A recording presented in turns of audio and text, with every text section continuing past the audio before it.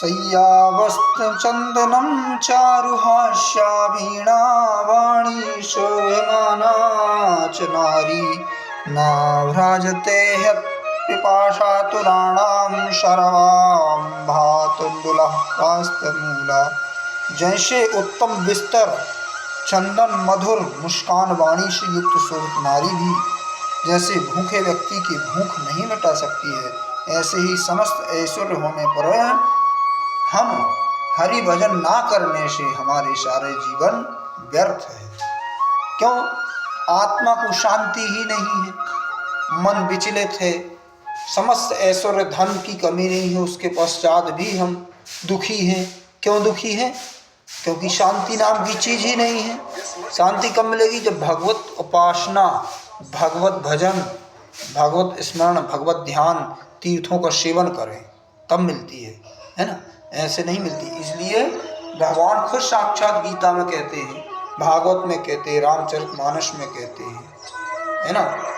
इसलिए हमें 24 घंटों में गृहस्थ को 1.25 घंटा, और सन्यासियों का तो जीवन ही होता है, सारा दिवस उनका भजन में निकल जाता है ना? और वानप्रस्थी जंगल निवास आदि करते भगवत भजन ही करते हैं। लेकिन हम प्रत्येक गृहस्थी का कर्तव्य है कि हमें 24 घंटे में 1 घंटा नित्य प्रति भगवत उपासना करना चाहिए। क्यों? ये तो जो दिनचर्या है, पुत्र परिवार, ये तो सब संसार का प्रपंच है, संसार के लिए है। लेकिन हम परमात्मा के लिए क्या करके जाएंगे? जो हम 1 घंटा भगवत भजन करेंगे, भगवत उपासना करेंगे, वही भगवान के यहाँ समय की गणना होगी।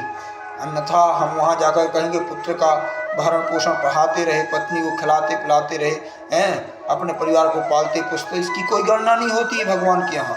भगवान के वहाँ सिर्फ भगवत उपासना में आपने जो टाइम दिया उसकी गणना होती है। ओम नमस्तुभ्यं भगवते वासुदेवाय धीमहि प्रद्युम्नानिरुद्धाय नमः संकर्षणाय च। इसलिए प्रद्युम्न, अनिरुद्ध, वासुदेव, नंदन, इस प्रकार भगवान के अनेक नाम हैं। हे केशव, हे अच्युत, हे जनार्दन, बालकृष्णाल, श्री हरि, लक्ष्मीनारायण भगवान, जो भी नाम आपको अच्छा लगे उस नाम का जाप करो। नमो भगवते वासुदेवाय 12 मंत्र है ना? श्री हरि का मंत्र है। अथवा इसमें मन नहीं लगता तो तीर्थों का सेवन करो। इसमें महासुंदर प्रयागराज में बड़े साधु संत महात्मा पधारे हैं, जहाँ बड़े बड़े साधु संतों के दर्शन होंगे और उनका सत्संग प्राप्त होगा।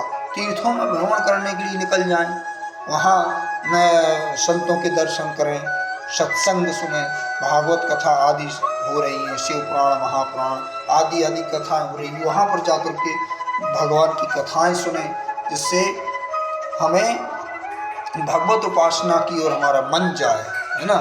संसारिक प्रपंच करने से कुछ नहीं होता है, सिर्फ ओनली इस प्रपंच ये सब यहीं का फितने है। इसलिए अधिक से अधिक ठाकुर की उपासना, भगवत भजन, भगवत कृपा प्राप्त करना होगा।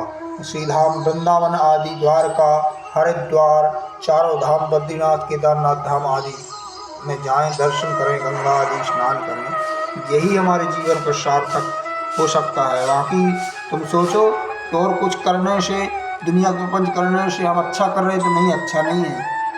हरि भजन बिना नर जीव दुखारी। प्रत्येक जीव हरि के भजन के बिना दुखी है।